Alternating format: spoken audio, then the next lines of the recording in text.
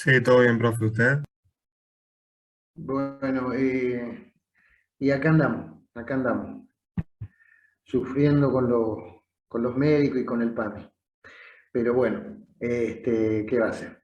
Bueno, chicos, estábamos en la parte, ya habíamos empezado, bueno, gracias por preguntar, la clase pasada ya con la parte de máquinas térmicas como compresores, ¿no es cierto? Así que si me esperan un segundito, vamos a compartir pantalla.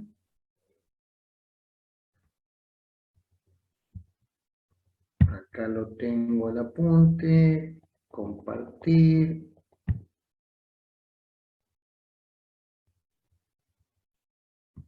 Esperen. eh, no. Ahí está. ¿Lo están viendo lo que tengo, el apunte que tengo ahí? Método de compresión, tipos de compresores. Sí, profe, Sí, se se ve. ve, profe. Están viendo la pantalla. Ah, perfecto, perfecto. Bueno, vamos a hacer un pequeño repasito de lo que habíamos visto hasta ahora. ¿Recuerdan la clase pasada, no? Ya el lunes pasado habíamos hecho una introducción a la parte de compresores, venía toda la parte de clasificación de máquinas alternativas, volumétricas, eh, están pidiendo el IDE desde... Es el mismo de siempre, ¿no? El IDE y la contraseña son los mismos de siempre. Bueno, acá tenemos una pequeña clasificación, una introducción, que eso lo van a leer ustedes, motores de combustión externa, que yo me acuerdo que la clase pasada hablamos de la diferencia entre motor de combustión interna y el motor de combustión externa. Ya habíamos hablado de eso, ¿no? Cuando la combustión para la transformación de energía se produce dentro del dispositivo o fuera del dispositivo, ¿no? Eso ya lo habíamos visto en la clase pasada, estamos haciendo un pequeño repaso. Habíamos visto conceptos generales sobre las máquinas térmicas, una clasificación bastante amplia y generalizada, conceptos de máquina térmica y motor térmico, eso también lo habíamos visto en la clase pasada, máquinas de vapor, las máquinas que funcionan evaporando agua, transformándolo en vapor, aumentando su presión y su temperatura, luego se expande en los álabes de una turbina y ahí obtengo energía mecánica que la puedo llevar al generador eléctrico para generar energía eléctrica. Máquinas de vapor, esperen que todavía hay gente que tengo que admitir. Máquinas de vapor. ¿Qué dice? Cuando el agua se transforma en vapor, se expande ocupando un volumen 1700 veces mayor que en su estado líquido. Guarda con eso. Al evaporarse el agua del estado líquido al gaseoso, aumenta enorme y significativamente su volumen. Motor de combustión interna, motores a reacción. El motor a reacción utiliza el principio de la tercera ley de Newton. Es decir, en una cámara de combustión se mezcla aire porque necesito el oxígeno con un combustible, se lo enciende, se produce una combustión, se generan gases de la combustión, esos gases son expulsados porque el motor le ejerce una acción, ese gas que sale expulsado ejerce sobre la estructura del motor una fuerza igual y contraria que se llama reacción, por eso el avión avanza, ¿no es cierto? Por eso es un motor a reacción, ¿no? Tercera ley de Newton, que también se la puede analizar con el teorema que ustedes han visto en Física 1, impulso igual a la variación de la cantidad de movimiento, ¿no? Para que algo cambie su cantidad de movimiento hay que ejercerle un impulso. Para que cambie su cantidad de movimiento tiene que cambiar su velocidad, ¿no es cierto? Clasificación, máquinas térmicas, motores, las motoras, las generadoras, según su principio de funcionamiento, las turbomáquinas, eso ya lo habíamos visto en la clase pasada, simplemente estamos haciendo ahí tenemos una turbina y un compresor, a la turbina entra un fluido, por ejemplo, con un determinado nivel de energía, presión y temperatura, y entrega trabajo mecánico. A la salida de la turbina tenemos el eje, un eje mecánico que está girando, consecuentemente está provisto de energía mecánica, mientras que el compresor es al revés, ¿no es cierto? Al compresor lo que ingresa es trabajo para comprimir ese fluido compresible, perdón, que puede ser un gas o un vapor. ¿No es cierto? Así que ahí tenemos el dibujito para representarlo, no esquemáticamente, ¿no? Turbina y compresor. Métodos de compresión y tipos de compresores. Bueno, importante este temita, porque ahora empezamos la clase de hoy con este tema, ¿no es cierto? Esperen que siga entrando gente. Admitir. Bueno, métodos de compresión y tipos de compresores. Los métodos de compresión ya lo hemos visto, lo han visto el año pasado ustedes en Física 2, también lo hemos visto en la primera parte del año, en la primera parte del apunte. A un fluido, ¿ven? Según las leyes de la física, existen tres formas mediante las cuales se puede comprimir aire.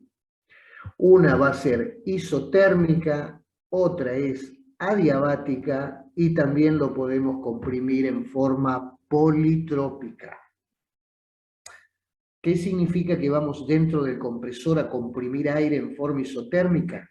Que la compresión será con un nivel de energía interna constante, una energía interna U constante, consecuentemente su temperatura permanece constante, cosa que es bastante difícil de lograr en la práctica y en el tema de la construcción de compresores para que trabajen de esta forma, porque es muy difícil lograr que una compresión sea isotérmica. Es muy difícil porque en una compresión la temperatura aumenta los rozamientos internos, como hay una disminución del volumen específico, la misma cantidad de masa y de materia va ocupando menor volumen, significa que empieza a haber una gran cantidad de rozamiento interno, intermolecular, y ese rozamiento interno ¿en qué se traduce?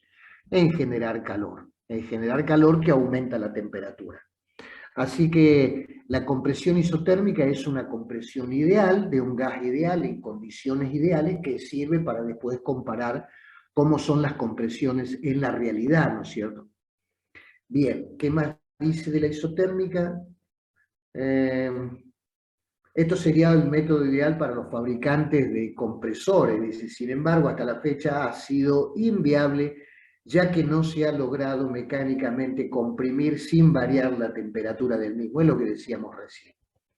Bien, una compresión puede ser adiabática. Ustedes saben que los procesos adiabáticos son los procesos que se verifican y se generan sin intercambio de calor, es decir, una compresión lo suficientemente rápida como para no permitirle al fluido que expulse ni que absorba calor.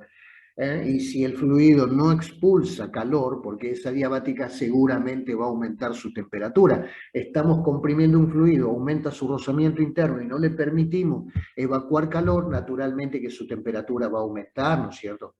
Así que esa sería la compresión de tipo adiabática. Ustedes ya conocen la relación que hay en las compresiones adiabáticas. P por B a la gamma es igual a constante, ¿no es cierto? Con gamma de los gases ideales 1.4. Y después finalmente tenemos la que más se verifica en la práctica, que es la politrópica. P por B a la N es igual a constante. Acá tenemos un grafiquito muy significativo, el diagrama mecánico, el diagrama de Clapeyron, presión-volumen. Vamos a comprimir desde un volumen 1, de la posición 1, hasta un volumen final a la presión P sub 2. Lo podemos comprimir en forma adiabática, es este gráfico rojo, P por B a la gamma igual a constante, gamma igual a 1.4, entonces tenemos esa pendiente, ¿no es cierto? Comprimimos desde 1 hasta 2', a una presión 2 elevada, que es la presión final del compresor, con la cual después el compresor descarga ese aire a un depósito, a un tanque de almacenamiento, donde usted vaya a disponer del aire comprimido para ser utilizado en la industria pertinente, ¿no es cierto? Bien, fíjense, ahí tengo entonces la transformación adiabática. P por B a la gamma igual a constante. En el medio, a ver, acá en azul, ¿qué tengo? En azul, ¿qué tengo? En azul tengo la isotérmica. P por B a la N, o P por B a la N igual a constante. P por B a la N igual a constante. ¿Cuánto vale N en una isoterma? Vale 1. Vale 1, por eso tengo menor pendiente, ¿no es cierto? ¿Ven? La curva azul tiene menor pendiente porque el exponente es 1, mientras que en la adiabática el exponente es 1.4.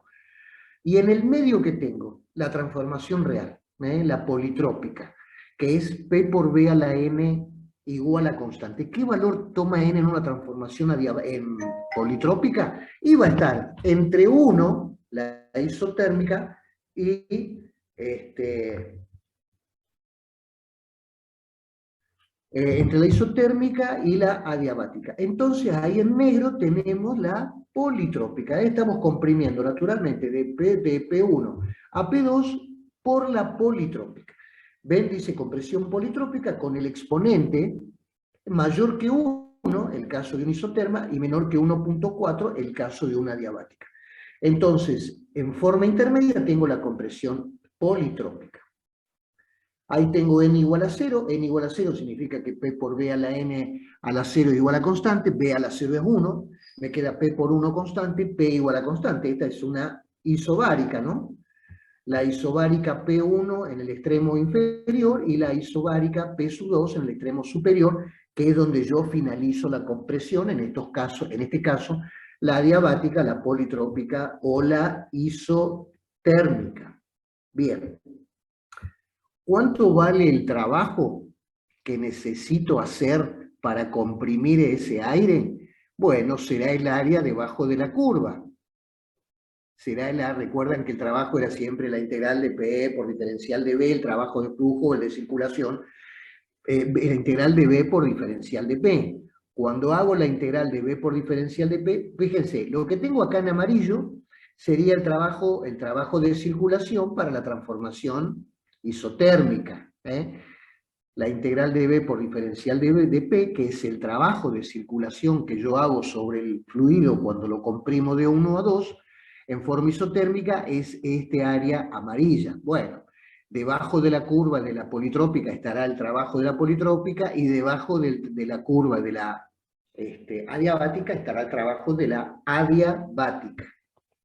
Bien, así que es una forma rápida de visualizar la cantidad de trabajo.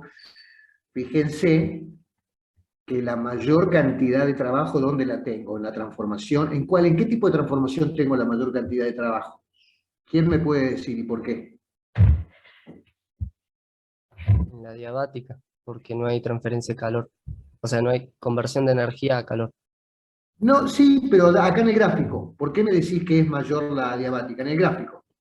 Porque hay más área. Porque el área encerrada es mayor, claro. Ustedes saben que en una integral es el área debajo de la curva de la función. Consecuentemente vemos que consume mucho trabajo comprimir a un fluido en forma diabática, consume menos fluido comprimirlo en forma politrópica y consume menos trabajo comprimirlo en forma isotérmica. Por eso sería una compresión ideal isotérmica. ¿Por qué? Porque mantengo la temperatura constante, consecuentemente el fluido no se está recontracalentando, es más sencillo comprimirlo, ¿no es cierto? Ahí lo estamos viendo. En una compresión, señores, siempre va a haber aumento de la temperatura, por eso hay que refrigerarlo. Hay que hacer etapas con refrigeraciones intermedias, porque para impedir que el fluido comprimido salga a muy altas temperaturas y pueda ser perjudicial para los órganos de la máquina, tanto del compresor como el almacenamiento o como los dispositivos donde después va a trabajar, ¿no es cierto? Las refrigeraciones intermedias. Bueno, acá tenemos el trabajo isentrópico, el politrópico y el isotérmico. El isentrópico sería el adiabático, ¿no? Un proceso adiabático, ustedes saben que es isentrópico. ¿Por qué? Porque habíamos visto que la variación de entropía, el delta S, es el calor intercambiado sobre la temperatura. Si el calor intercambiado es cero como en una adiabática, el delta S es cero. Si la variación de entropía es cero, significa que la entropía es constante. ¿Me van siguiendo? Entonces, en la adiabática tengo el trabajo isentrópico. Esto ya lo habíamos visto en la primera parte. Ya recuerdan que con esto rindieron el primer parcial teórico, ¿no? Ahí está el exponente gamma sobre gamma menos 1 por la constante, por la diferencia de temperaturas. Lo podemos expresar como gamma sobre gamma menos 1, P1V1 sobre P2P1, la presión de descarga sobre la presión de admisión. En el compresor se admite el aire a una presión P1, generalmente la atmosférica, y se expulsa a una presión 2 mucho mayor en la presión de descarga. Entonces ahí tengo P2 sobre P1, la relación de presiones, a la gamma menos 1 sobre gamma menos 1. Esto está en joules sobre kilogramo. Estas expresiones ya las habíamos visto en la primera parte de la materia. Ahí tengo el trabajo matemáticamente consumido en la adiabática o la isotrópica. En una politrópica ocurre exactamente lo mismo, lo único que cambiamos el exponente gamma 1.4 por el exponente n, 1.1, 1.2, 1.3, lo que valga. Pero fíjense que la expresión matemáticamente es la misma. ¿Y en qué lo tengo? En cantidad de energía por unidad de masa comprimida, de aire, ¿no es cierto? Entonces ahí tengo el exponente adiabático, n sobre n-1, por P1V1, el volumen de ingreso del aire a la cámara de compresión, el cociente de presiones, n-1 sobre n menos. Y en el isotérmico, que sería el menor trabajo consumido de los tres, R por T por el logaritmo natural, ¿recuerdan cuando resolvíamos la integral para un isoterma? Nos daba eso, R por T por el logaritmo de P2 sobre P1, porque era la integral de P por diferencial de B. Lo que es lo mismo, reemplazamos R por T, me queda P1V1 por el logaritmo, ¿no? En lugar de R por T tenemos P por B, P1V1, que es igual a P2V2, porque P1V1 es constante, mejor dicho, presión por volumen es constante, así que puedo poner P1V1, P2V2, P4 por B4. Entonces pongo P1V1, logaritmo del cociente de las presiones en Joule sobre kilogramo. Entonces, ahí tenemos las expresiones matemáticas de los trabajos puestos en juego en las tres transformaciones, en las tres formas de comprimirlo al fluido. Bueno, como ven hasta acá, seguimos analizando y esto es algo que ya conocíamos. Se llena la cámara, vuelve a comprimir, entonces el pistón tiene un movimiento alternativo, era como el inflador, ¿se acuerdan? El inflador cuando eran chiquitos, ese era un alternativo, porque tiran para atrás, entra el aire, comprimen. El aire ingresa a la cubierta de la rueda. Corren hacia atrás, se produce una depresión, ingresa el aire, entonces un movimiento, usted con la mano hace un movimiento alternativo, acá está. Compresor alternativo también puede ser rotativo. Y después tenemos los turbocompresores. Los turbocompresores también naturalmente son máquinas compresoras. La diferencia con los anteriores, con los volumétricos, es que estos trabajan con un flujo continuo. No es como en los volumétricos. Usted en el volumétrico ingresa una cantidad de aire y ahí termina ese ingreso. Luego usted comprime, luego es expulsado. No sigue ingresando aire. Es decir, el ingreso de aire no es un flujo continuo. Ingresa una determinada cantidad de aire, termina el proceso, usted comprime, sigue el proceso, luego ingresará otra determinada cantidad de aire. Eso es lo que caracteriza a un volumétrico, ¿no es cierto? Un flujo pulsatorio, podríamos decir así. Va ingresando por pulso. Mientras que en los turbocompresores, no, el flujo es continuo, se va comprimiendo, pero en forma continua al fluido compresible, gas o vapor. Bueno, acá hay una pequeña introducción, habla de los campos de utilización, de los caudales. Ustedes saben que los compresores van a entregar una determinada cantidad de trabajo, por unidad de tiempo es potencia. Usted puede tener distintos requerimientos de potencia. ¿Para qué sirve ese aire comprimido? ¿Para inflar una cubierta? ¿Para subir una plataforma? ¿Para mover un robot? ¿Para mover una máquina? ¿Un cilindro neumático? ¿Un martillo neumático? Bueno, Depende de lo que tenga que alimentar ese aire comprimido, será el caudal que usted necesite y será la potencia que usted necesite, ¿no es cierto?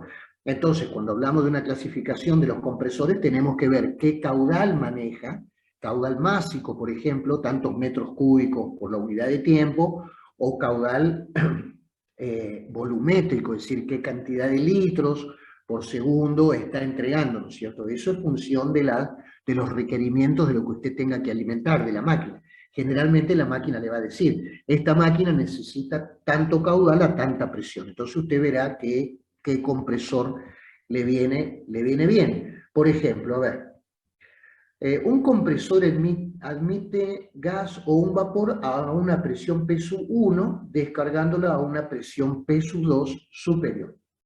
La energía necesaria para efectuar el trabajo de compresión lo proporciona un motor eléctrico.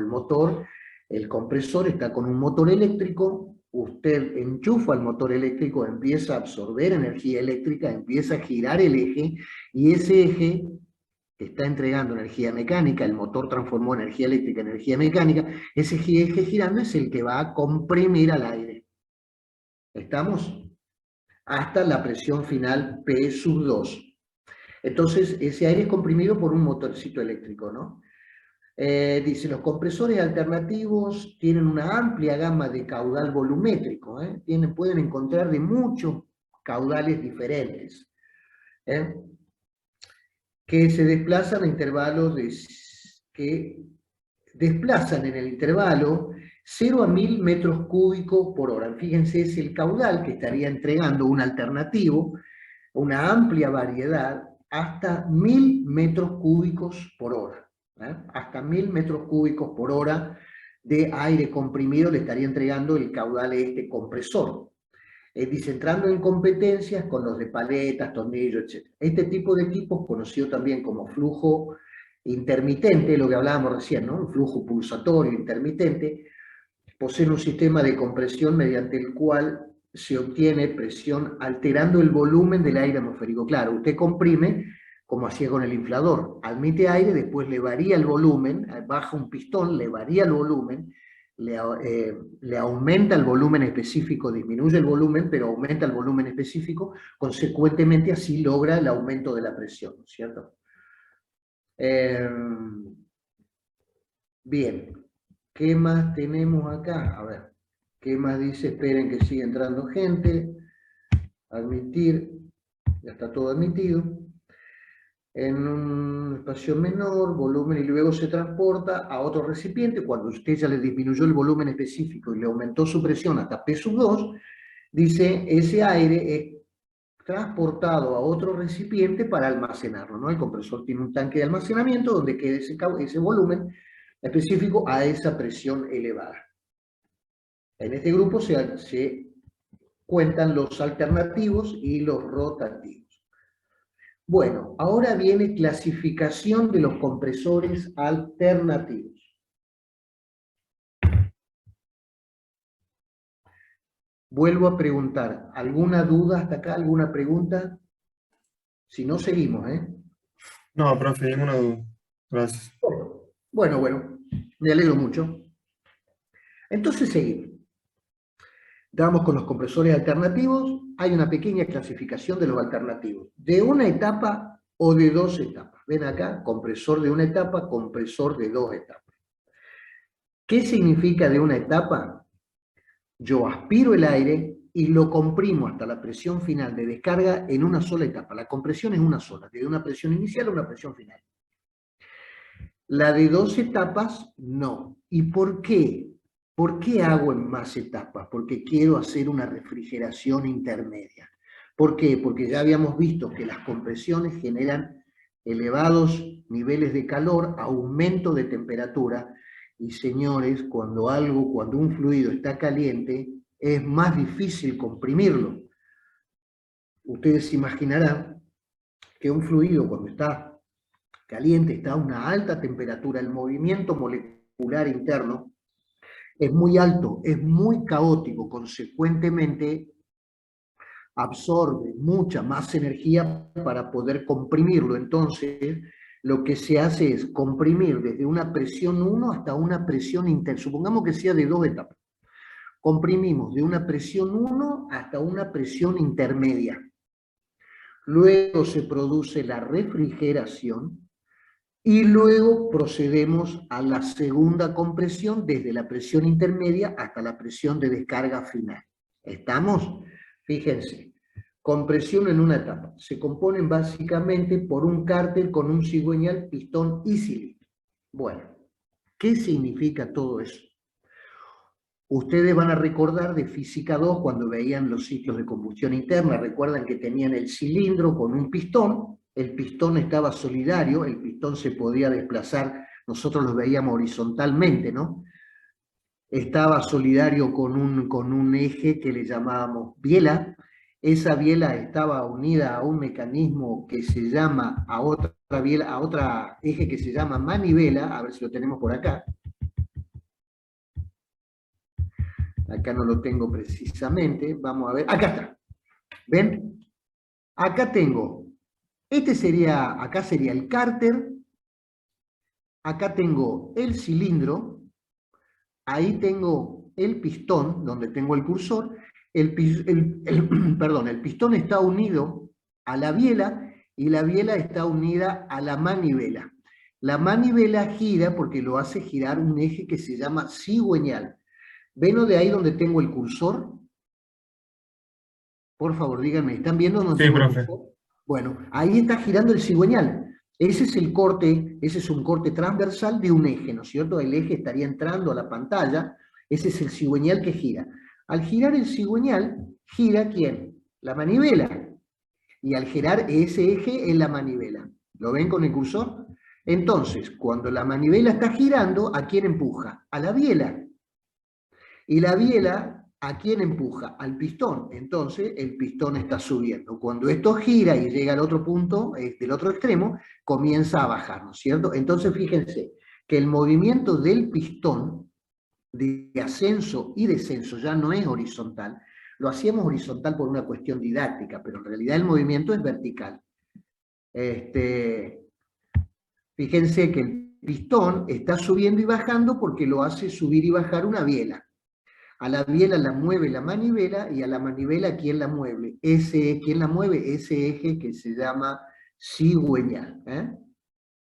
Entonces, con este dispositivo biela-manivela, lo que hago es transformar un movimiento rotacional, fíjense que el cigüeñal está rotando, ese movimiento de rotación con este mecanismo biela-manivela lo transformo en un movimiento alternativo.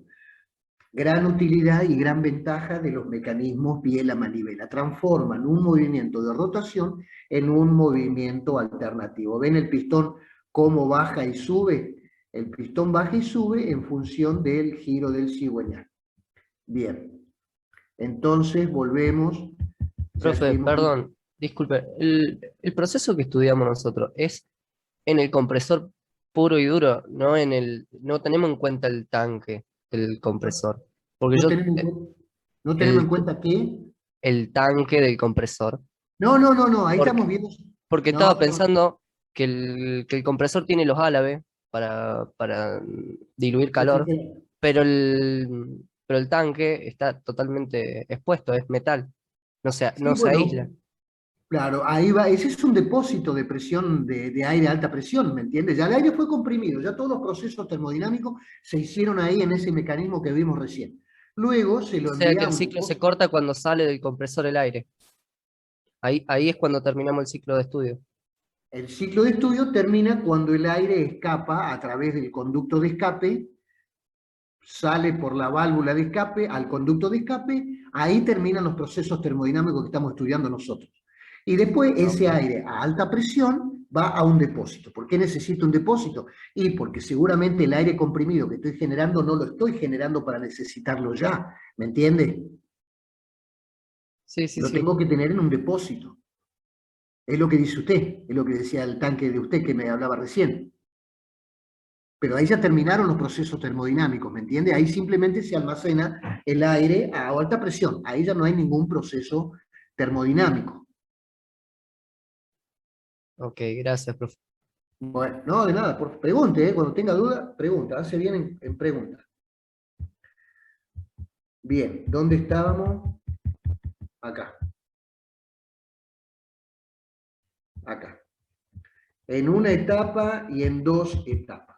Bueno, habíamos hablado de una etapa y de dos etapas. ¿Por qué? Fíjense, el de una etapa dice las aletas. Bueno, se componen básicamente por un cárter con cigüeñal, pistón y cilindro, lo que vimos recién, ¿no es cierto? Para su refrigeración llevan en la parte exterior aletas que evacúan el calor por radiación y convección.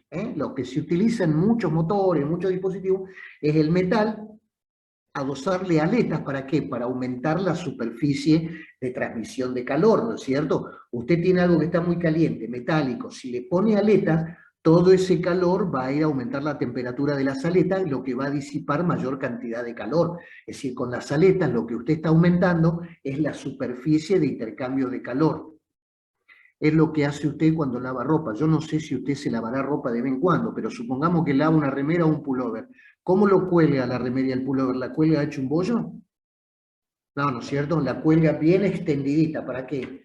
Para aumentar la superficie de disipación de calor. Bueno, acá hacemos lo mismo.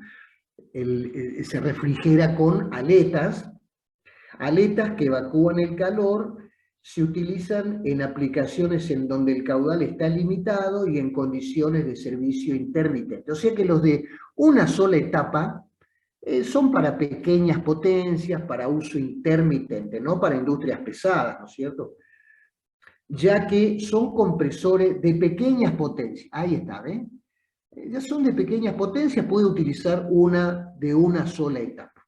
En estos compresores, la temperatura de salida del aire comprimido es de aproximadamente 180 grados centígrados. Guarda que si yo lo comprimo en una sola etapa y no refrigero, el aire va a salir a alta presión, pero a 180 grados centígrados. Por favor, avísenme cuando se esté por terminar la primera parte. ¿Cuántos minutos nos quedarán? Quedan 5 minutos, profe. Bueno, avísenme, De todas maneras, ya sabemos, cuando se corte, hacemos 10 minutitos de recreo y después nos volvemos a conectar. ¿Estamos? Compresor de una etapa. Bueno, el aire a 180 grados centígrados, es Celsius. De dos etapas. El aire se suministra en dos etapas. En la primera etapa se comprime hasta aproximadamente una presión intermedia de 2 a 3 bares. El aire usted lo toma del exterior, está aproximadamente a una atmósfera. Para que tengan idea, una presión de una atmósfera no es igual a un bar. Una atmósfera no es igual a un bar, pero son muy parecidos. ¿Me siguen? Nada que ver con los pascales, son más de 100.000 pascales. Tanto una atmósfera como un bar son más de 100.000 pascales, newton sobre metro cuadrado. Pero entre la atmósfera y los bares son bastante parecidos. Insisto, no son iguales. Entonces, en uno usted toma, en el compresor toma aire a presión atmosférica, a una atmósfera, más o menos un bar, y la está elevando hasta 2 o 3 bares. Fíjense que no es tan importante la compresión. Ahí se va a refrigerar, por supuesto, y dice, en la segunda etapa, desde 2 o 3 bares se comprime aproximadamente hasta 8 bares. Estos compresores son los más utilizados en la industria, cuyos caudales cubren una extensa gama de necesidades. Pueden estar refrigerados por aire o por agua. El aire comprimido, como tiene una refrigeración intermedia, ya no sale a 180, sino que sale a 130 grados centígrados.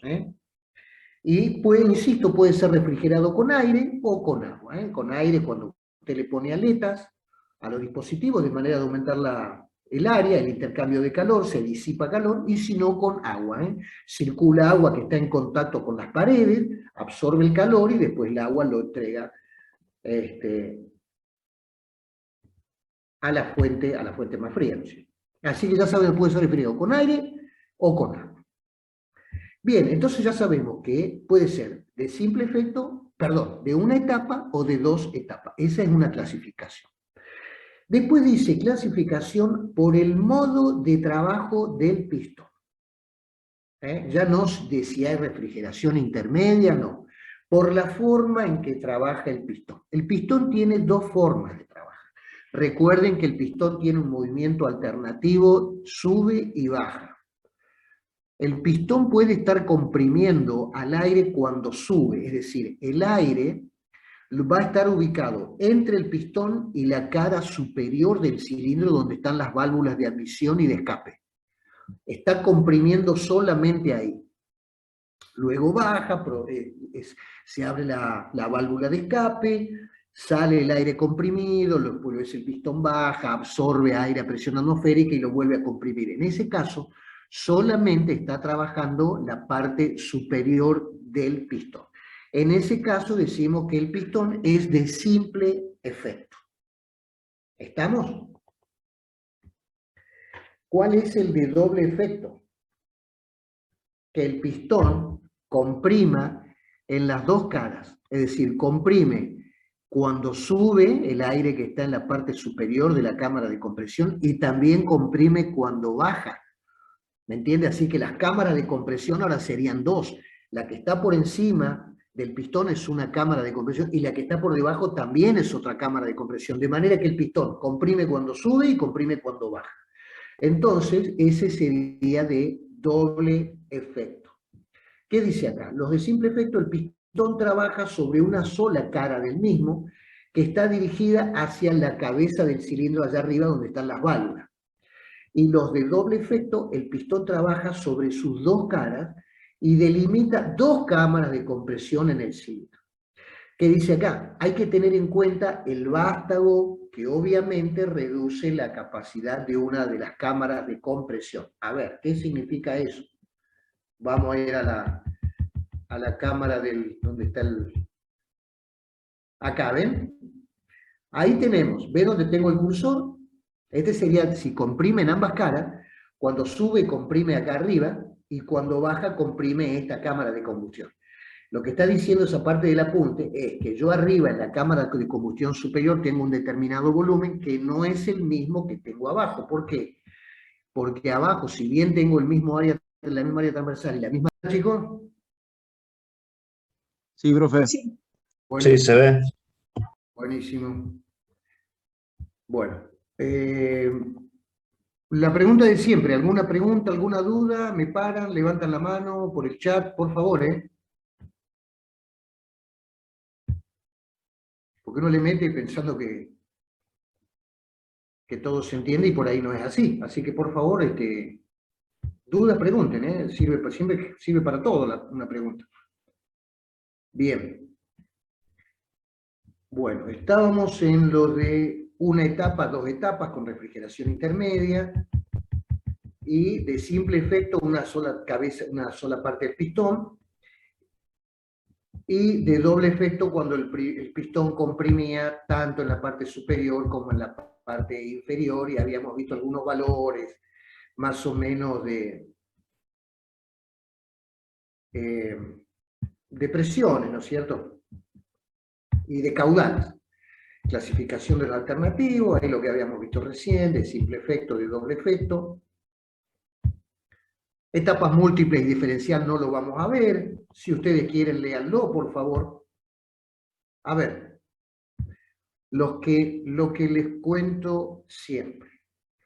Ninguno de ustedes, señores y señoras, ingenieros e ingenieras, a ustedes nadie los va a contratar para que diseñen un compresor. Ustedes no se van a ganar el pan con el sudor de su frente con esto, pero tienen que saber, porque ustedes van a trabajar en la industria genera, utiliza energía. Se van a Arcor, a la industria de la pintura, o se van a Volkswagen, y van a trabajar muchos en ingeniería, muchos van a trabajar en proyectos, muchos van a trabajar en gestión, en producción, en mantenimiento. Entonces seguramente cuando les hablen de compresores, ustedes tienen más o menos saber, y cuando les digan hay que comprar hay que comprar 2 o 3 más compresores, ustedes van a tener que saber justificar, porque van a tener que hablar con el contador.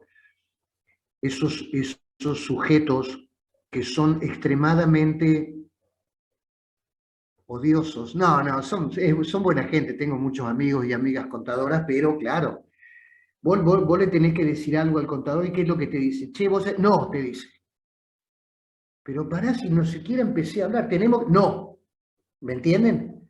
Vos le tenés que decir que hay que ampliar, que hay que invertir, el tipo cuando vos empezás a hablar te dice que no. Para empezar, ni siquiera te escuchó y ya te dijo que no. Así que imagínate que tenés que tener buenos argumentos para poder convencerlo al tipo de que gaste un pesito. ¿Eh? Entonces, ustedes van a decir, necesitamos compresores de más potencia. No, te va a decir el tipo, lo que pasa, ¿qué le vas a decir vos? Que si compramos compresores de más potencia, gastamos mucha plata, pero la producción aumenta enormemente. Entonces lo vas a amortizar en poco tiempo, vas a recuperar. Entonces cuando el tipo ve todo eso, suma, resta y dice, ah, está bien, bueno, vamos a comprar esos compresores. Así que por eso les digo, chicos, tienen que saber de estos temas, ¿no? Tienen que saber. Van a ser ingenieros, ingenieras, y tienen que saber cuando se les hable de todos estos tipos de dispositivos. Bien. Bien, por la disposición de los cilindros, esa también es otra forma de clasificarlos. Disposición horizontal, es decir, que el movimiento de alternativo de los cilindros sea sobre el eje de las X, por llamarlo de alguna forma, sobre el eje de las abscisas. Disposición horizontal. La disposición vertical se utilizan para pequeñas potencias, es decir, cuando los pistones se mueven en el eje Y, se utilizan para pequeñas potencias, ya que los golpeteos que producen el empleo se necesitan fundiciones muy pesadas y voluminosas. ¿Qué significa eso? Cuando hay vibraciones, ingenieros, cuando hay elementos que tienen alto nivel de vibración, para que no lo hagan más, hay que ubicarlos sobre fundaciones, que son grandes masas con grandes pesos, que absorben toda esa energía que hace vibrar a la máquina. Consecuentemente, usted pone la máquina sobre esa fundación y la máquina no se mueve. ¿Por qué? Porque toda esa energía que anda dando vuelta la absorbe esa fundación que tiene por debajo, ¿no es cierto? Entonces, dice, en los verticales, en los de pistones verticales, se utilizan solamente para pequeñas potencias, no para grandes potencias, porque si tiene grandes potencias, el golpeteo que es provocado por desbalanceos, tienen que ser absorbidos por grandes fundiciones de mucha masa, entonces no son cómodos. No es tecnológicamente factible tener estos para grandes potencias. Están los de disposición horizontal, exactamente igual que recién, pero girados 90 grados sobre el eje de las X. En L uno se mueve en el eje Y, el otro se mueve en el eje X, uno sube y baja y el otro en el eje X, están a 90 grados. Y en ángulo de 90 grados, para compresores grandes, ¿no es cierto?, de cilindros opuestos, y en V corta. ¿Por qué? Bueno, porque tienen un movimiento alternativo de un pistón con respecto al otro, están formando una V corta, como suele haber en muchos motores de combustión interna, ¿no es cierto?, que los pistones se mueven si los cilindros están en V. Así que esa también sería otra forma de clasificar a estas máquinas, ¿no es cierto? Bueno, ahora habla un poquito de la cuestión física. La cuestión física. Dice, alternativos, los compresores alternativos que habíamos visto recién. Dice, funcionan a través de 3 etapas bien diferenciadas: admisión, compresión y descarga. Son generalmente de un pistón y gozan de una alta demanda por su simplicidad de mantenimiento, relativamente buen rendimiento y bajo precio. Claro, al exigir poca tecnología, no tecnología muy sofisticada de fabricación, los costos se reducen, los precios son más bajos, consecuentemente puede aumentar el grado de rentabilidad, ¿no es cierto? Relativo a alto rendimiento, ustedes saben que toda máquina tiene un rendimiento, es decir, toda máquina utiliza una energía y la transforma en otra. No puede transformar toda la que absorbe, no hay rendimiento igual a 1, entonces tenemos 0,9, 0,8, 0,7, 0,3, 0,4, 0,2. Acá hay alguien creo que me está preguntando algo en el chat, a ver. Hay chicos en sala de espera. A ver, esperen un segundito a ver si alguien me está diciendo algo. Porque todos los que estaban esperando, ya los acepté a todos, Ya los acepté a todos. Ya están, ese mensajito es viejo. Bien, admisión, compresión y descarga. O sea, hay válvulas. Dentro del cilindro hay válvulas. ¿Por qué? Porque tiene que entrar fluido, tiene que entrar aire a baja presión a la cámara de compresión, y luego tiene que salir ese aire a alta presión. Es decir, tiene que haber una válvula que permite el ingreso de aire a baja presión y tiene que haber una válvula que se abre para que permita la salida del gas, del fluido a alta presión. Tenemos como en el motor de combustión interna, las válvulas de admisión y las válvulas de escape. Por una diferencia de presiones que ya vamos a estudiar con más detenimiento, se establece una presión exterior mayor que la interior, por consecuencia se abre la válvula de admisión, entra el fluido a la cámara de compresión, el pistón avanza, se cierra la válvula, el pistón comprime, y cuando comprimió, la presión ahí adentro va a ser mayor, va a ejercer una fuerza que va a vencer a la fuerza de resistencia del resorte de la válvula de escape. Estas válvulas están comandadas por resorte. Ustedes saben de física 1 que para deformar un resorte hay que ejercerle una fuerza que es igual a K por X, la constante del resorte de su rigidez por la deformación. Entonces, esa válvula está comprimida por un resorte, mientras la presión interior produzca una fuerza no es lo suficientemente elevada,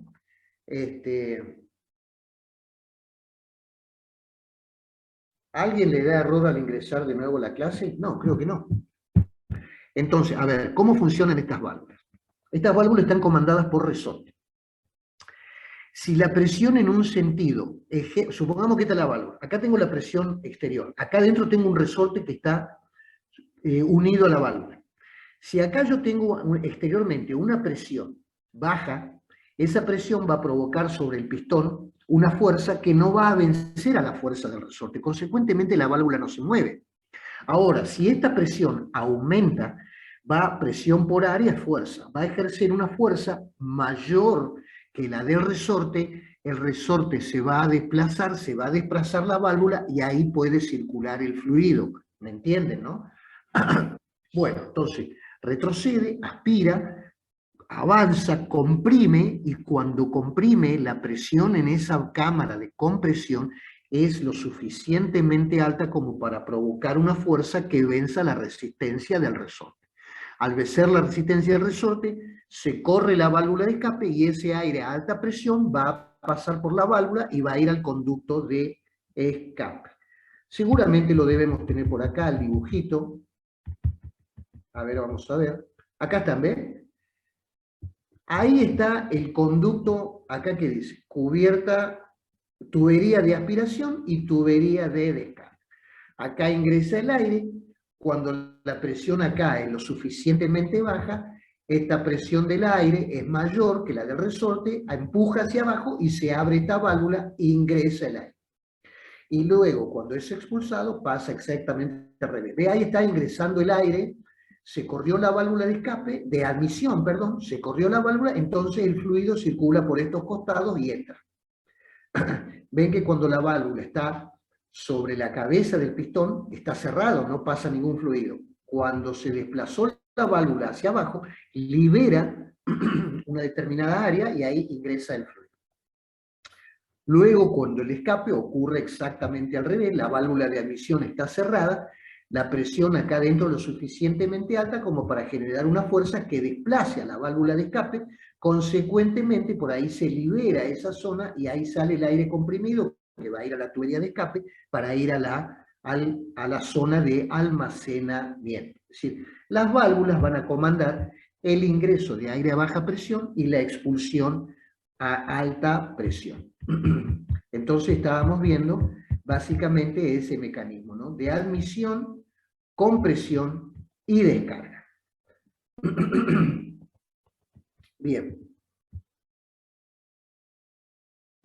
Acá dice, específicamente los equipos alternativos de pistón alcanzan elevadas presiones ya que trabajan con volúmenes de aire intermitente, lo que veíamos recién, ¿recuerdan los volumétricos? Ingresa aire, pero ese ingreso de aire no es continuo. Ingresa aire y luego empiezan los procesos. Luego es expulsado, vuelve a ingresar en forma pulsatoria. Entonces tiene muy altas potencias, ¿no es cierto? Con volúmenes de aire intermitente, alternando etapas de compresión y de enfriamiento entre descarga y admisión. Admite y descarga, pero entre medio va a haber etapas de refrigeración, ¿no es cierto? Lo que me va a permitir aumentar las presiones de salida sin aumentar significativamente la temperatura, consecuentemente tengo altas presiones, altas potencias, ¿no? Bien. Compresión de émbolo o pistón, perdón. Me preguntan si hay novedades de las notas. No, todavía no, chicos. Lamentablemente, está complicado. Este tema, ustedes saben, el problema de mi familia, y me lleva, yo estoy conviviendo ahora en Villa María con mi mamá y bueno, eso me consume muchísimo tiempo. A la noche, por ejemplo, me levanto a las 2, a las 4, a las 6 para atenderla, llevarla al baño, decir, durante el día también, el PAM y los médicos.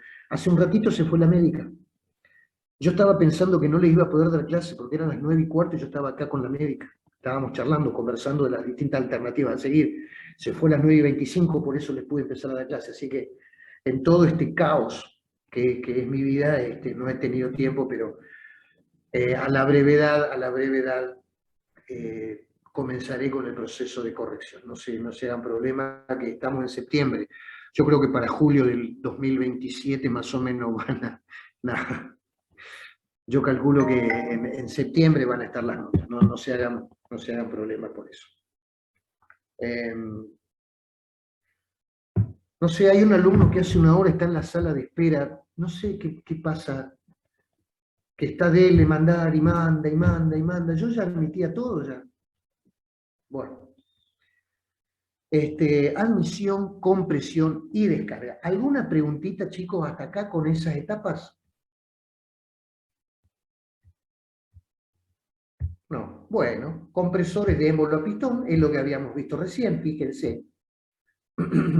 Acá está el cilindro, este es el esquema del cilindro, ahí están las válvulas, la válvula de emisión, la válvula de escape, ahí está el cilindro moviéndose con su vástago, acá abajo estará la biela, la manivela y el eje del cigüeñal.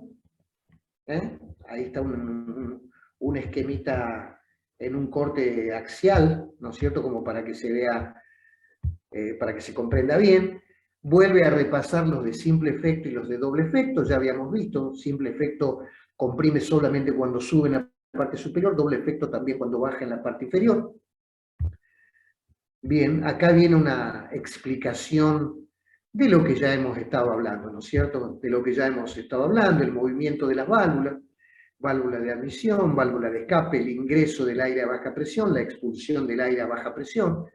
¿Ven? Esto está sincronizado, por supuesto. Cuando ingresa el aire, la válvula de escape está cerrada, por supuesto, y luego, por supuesto, cuando escapa la válvula, cuando escapa el aire a la alta presión, no puede estar ingresando aire a baja presión porque se van a estar mezclando. No puedo mezclar aire a baja presión con aire a alta presión. O sea que una está cerrada y la otra inexorablemente debe estar abierta o al revés, ¿no es cierto?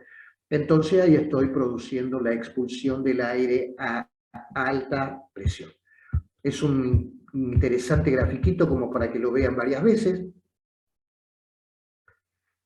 Bien.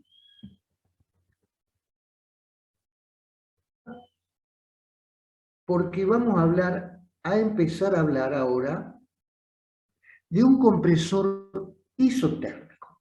Siempre cuando empezamos el estudio, se comienza el estudio de lo que sea, se comienza por una situación ideal.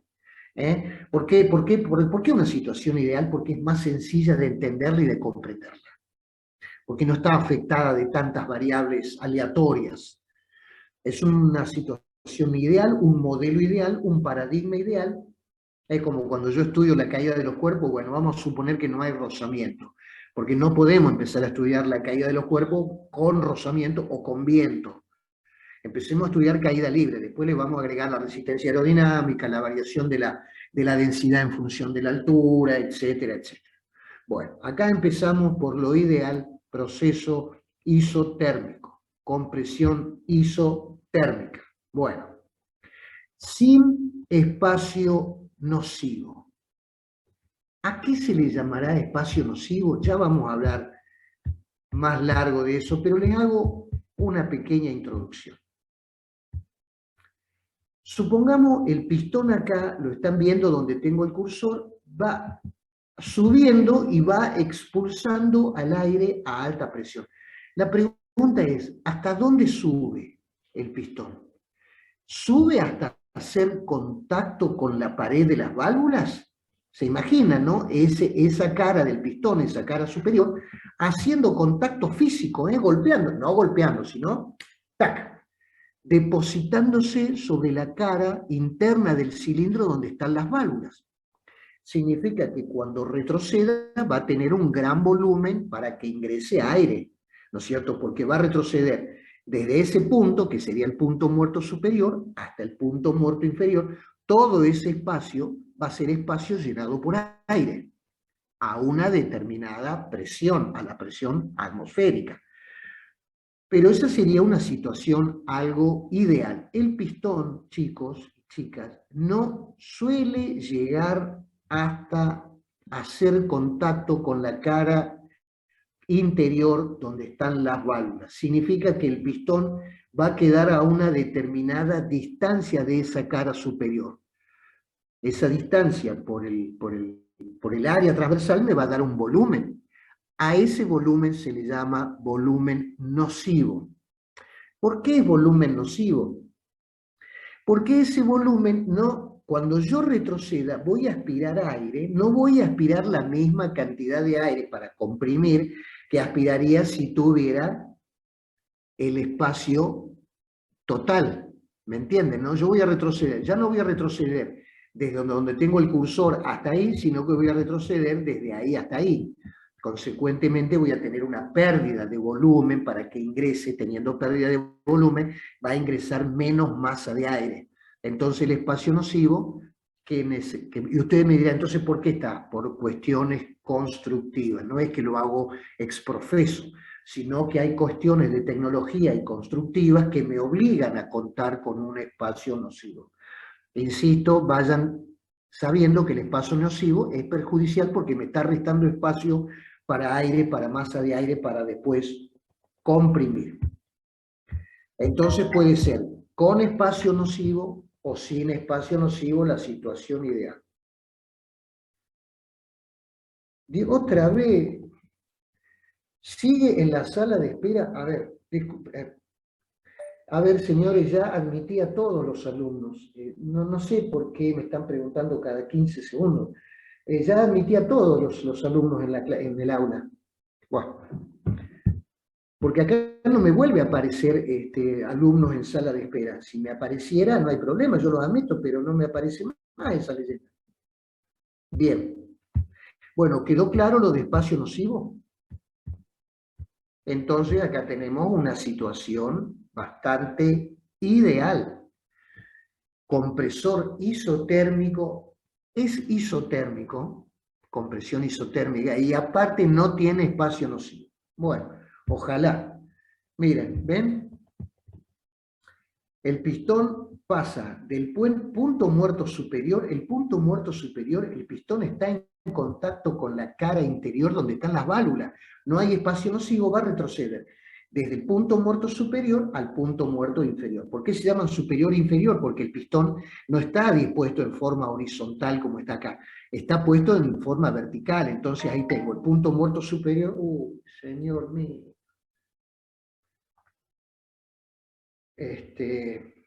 A ver, no sé qué me están diciendo acá.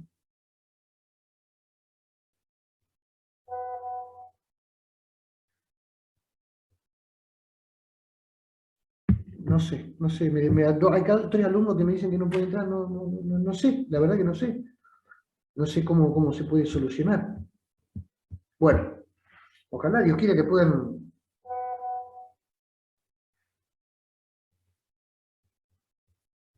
Sí, a ver.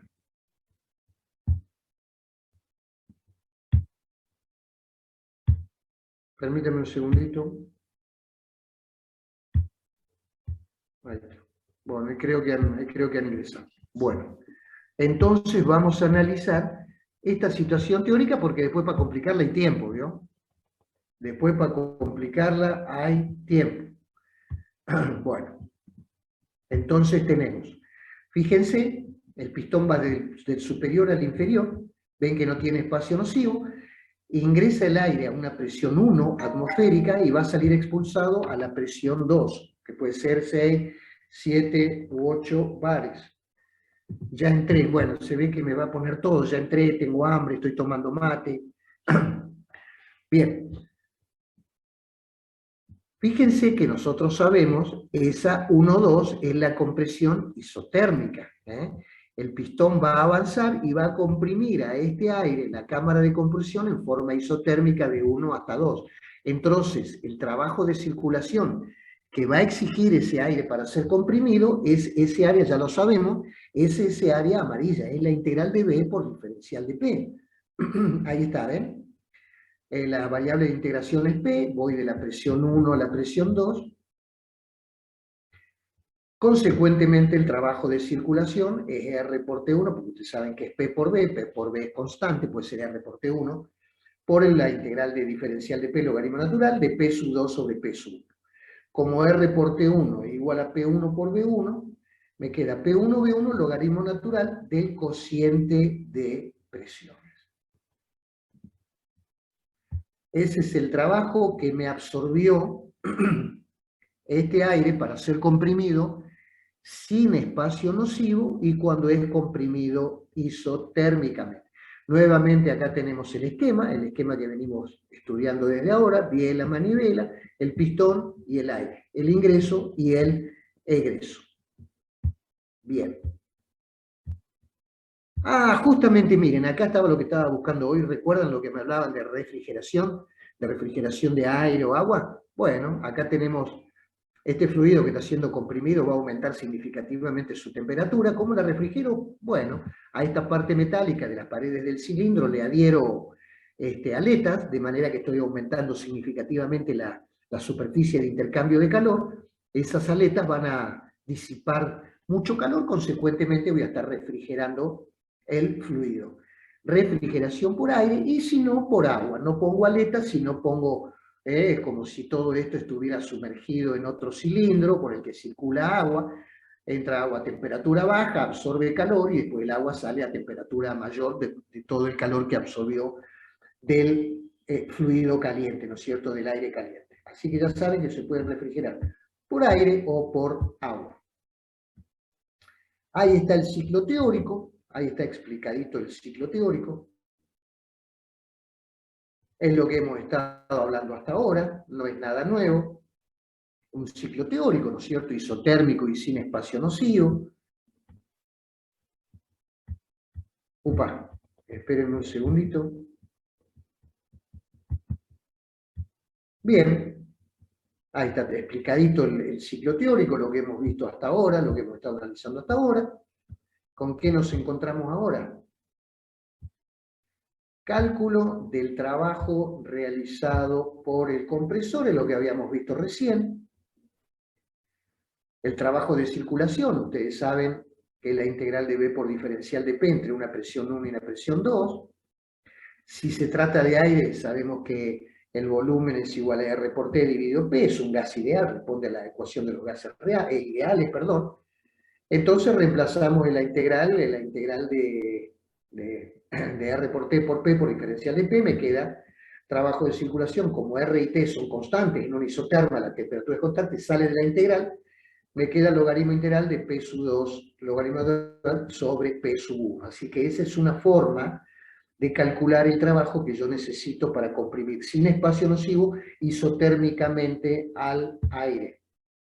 Bueno, nosotros ya sabemos algunas otras igualdades, ¿no es cierto? Sabemos que R es igual a gamma menos 1 sobre gamma por el calor específico a presión constante, eso ya lo sabemos de física 2, la constante universal de los gases ideales. Entonces hacemos un reemplazo, reemplazamos acá, En lugar de escribir R, escribimos gamma menos 1 sobre gamma por C sub P, por T, el T que tengo acá, por el logaritmo natural de P sub 2 sobre P sub 1.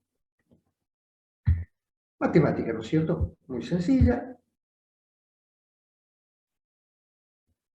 Y de acá que podemos hacer alguna transformación. Acá sabemos que tenemos un coeficiente que le podemos llamar A, que vale gamma menos 1 por gamma, sería esa constante, por CP, que también es una constante. O sea, gamma menos 1 sobre gamma por CP es toda una constante que está multiplicado, y también está multiplicado por un logaritmo. Ustedes saben que esto multiplicado por el logaritmo es el logaritmo, eso que está multiplicando pasa al exponente, ¿no es cierto? A por el logaritmo de B es igual al logaritmo de B a la A, eso ya lo sabemos de análisis 1. Entonces me queda CP por T por el logaritmo de P sub 2 por el logaritmo de P sub 2 elevado a la gamma menos 1 sobre gamma, propiedades de los logaritmos, ¿cierto? Entonces ya tengo el trabajo que necesite para comprimir isotérmicamente sin espacio nocivo. Ven que el trabajo naturalmente en función de la isoterma en la que estamos, a mayor isoterma, que cuando algo está más caliente es más difícil comprimirlo, vemos que varía con la isoterma, ¿no? A medida que me voy alejando del eje del origen, las isotermas aumentará el trabajo, y naturalmente que el trabajo de circulación depende de este coeficiente, de este cociente P sub 2 sobre P sub 1. Mientras mayor sea la diferencia del aire, de la presión del aire en el ingreso y la presión en el egreso, naturalmente será mayor el trabajo de compresión. Bueno, ya sabemos la potencia y ahora ya sabemos el trabajo, ahora nos dice la potencia. Ustedes saben siempre que una potencia es un trabajo por un caudal, porque el caudal es masa por unidad de tiempo. Entonces, si multiplico el trabajo de circulación calculado de esa forma en kilojoule por kilogramo, siempre los trabajos los refiero a la unidad de masa, después usted multiplicará por la cantidad de kilogramos que tiene en el compresor, ¿no es cierto? Pero acá nosotros le damos por unidad de masa. El trabajo es el trabajo de circulación en kilojoule sobre kilogramo. Si lo multiplico por el caudal, que es kilogramos por segundo, cuántos kilogramos están pasando por segundo por las cámaras, me va a quedar, simplifico los kilogramos, me va a quedar kilojoule sobre segundo, y kilojoule sobre segundo, ustedes saben que es kilovatios. Potencia del compresor, trabajo de circulación por el caudal. Por el caudal másico, en este caso porque lo tengo en kilogramos por segundo. Importantísimo dato, la potencia del compresor. Bien, ¿alguna pregunta, chicos, hasta acá, con trabajo sin espacio nocivo en una isoterma? ¿Alguna pregunta, por favor, alguna duda? Pregunten, ¿eh? No, profe, todo claro. Bueno, me alegro. Bueno, tenemos tiempito, ¿no? Tendremos unos 10 minutos, ¿tenemos todavía? Sí, ¿no? Bueno, entonces si tenemos unos 10 minutitos, podemos abordar. 7 minutos ¿Cuánto? quedan, profe. 7. 7 minutitos. Bueno, podemos hablar algo que es muy parecido, pero un poquito distinto. Vamos a llegar a 3. Ahora la compresión la hacemos, pero no isotérmicamente, sino que la hacemos politrópicamente.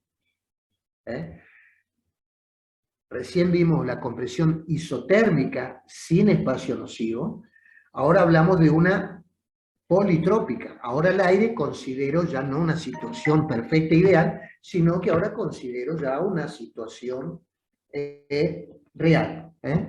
La compresión politrópica en espacio nocivo. Vamos a ver cómo se calcula el trabajo de circulación y cuando el trabajo lo multiplique por el caudal, la potencia del compresor. Siempre en kilovatios, ¿no es cierto? Unidad del sistema internacional. Nada de andar con HP ni CB. Esos son para las industrias, pero nosotros que estamos acá en termodinámica tenemos que hablar en vatios, unidad del sistema internacional. Después lo pasarán a HP o CB, lo expresarán en la unidad que que ustedes quieran. Bueno, ahí tenemos lo mismo, punto muerto superior. Ven que el pistón coincide con la cabeza del cilindro, por eso es sin espacio nocivo. El pistón va a retroceder del punto muerto superior hasta el punto muerto inferior, exactamente igual que recién. No tenemos espacio nocivo, la única diferencia es que ahora cuando vaya del punto muerto inferior al superior, comprimo, pero ya politrópicamente. Entonces voy a comprimir según P por B a la N igual a constante. El trabajo, el mismo de siempre, la forma de calcularlo, integral de B por diferencial de P. Acá está el dibujito, ¿no es cierto? El dibujito que venimos viendo desde que empezó la clase. Es el mismo de siempre. Dice, para el cálculo del trabajo del compresor se debe resolver la siguiente integral. Siempre, para cualquier tipo de transformación, integral de B por diferencial de P entre P sub 1 y P sub 2. Bien, hay que resolver esa integral. Dice, aplicando la expresión de la politrópica entre el estado 2 y 1, nosotros ya conocemos las ecuaciones de las politrópicas, ahora entre 1 y 2, y realizando las operaciones matemáticas que ya se vieron en la parte 1 de la guía. Recuerdan cuando vimos la guía, vimos trabajo de la isoterma, de la diabática, de la politrópica, es lo que retiraron en el primer parcial. Llegamos a la expresión, no la vamos a hacer de nuevo, ¿no es cierto? Ya lo saben.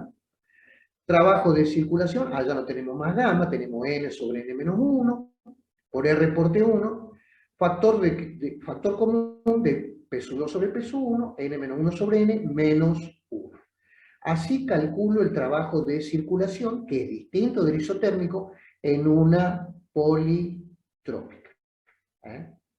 Ese ya es mucho más parecido al trabajo que voy a poner en juego cuando comprima en la realidad al aire dentro de mi compresorcito, por ejemplo, alternativo. Ven que acá aparece un número 1. Donde tengo el cursor, dice P sub 2 sobre P sub 1, n menos 1 sobre n menos 1. Dice, se puede demostrar, el número 1 en la expresión indica que es de una sola etapa. Menos 1. Si acá le dijera menos 2, significa que el compresor comprime en 2 etapas. Se lo anticipo como una herramienta para el futuro importante. Bueno, así que, en definitiva, esa es la expresión a la que yo quería llegar, por supuesto, para conocer la potencia que se pone en juego al comprimir politrópicamente el gas y la que podrá entregar después cuando haga trabajo de expansión este fluido en la máquina, ese es el trabajo. ¿Y para qué necesito el trabajo? Para saber la potencia. De toda máquina en ingeniería, usted quiere saber su potencia, porque sabiendo su potencia, usted va a poder saber qué trabajo le puede hacer y en qué cantidad de tiempo. Concepto importantísimo de la termodinámica, de la física y de la ingeniería. Potencia, porque potencia involucra no es solamente trabajo y energía. Potencia involucra trabajo y energía con el tiempo. Potencia no es lo mismo que energía. Si a mí me dicen, tengo que arrastrar esta mesa de acá hasta allá, ¿importa si la arrastro en 10 segundos o en 2 horas para calcular el trabajo? Les pregunto. ¿El trabajo que yo hago es lo mismo que lo haga en 10 segundos o en 2 horas? No, en el trabajo no importa el tiempo. El trabajo es el producto escalar del vector fuerza por el desplazamiento. Si la fuerza es la misma y el desplazamiento es el mismo, no importa si la hago en 10 segundos o en 3 horas. Pero usted dice, che, pero me parece que en ingeniería no es lo mismo hacerlo en 2 segundos que en 10 horas. No, por eso está el concepto de potencia, señores. El concepto de potencia me habla de energía y trabajo por unidad de tiempo. Es importante conocer el trabajo y la energía naturalmente, pero es más importante saber en cuánto lo puedo hacer. Así puedo planificar. Bien, señores, vamos a dejar acá porque ya después de esto viene otro temita que sería importante abordarlo ya en otra clase, para empezar este temita de próximo. Vuelvo a hacer la pregunta. ¿Alguna duda? ¿Alguna pregunta?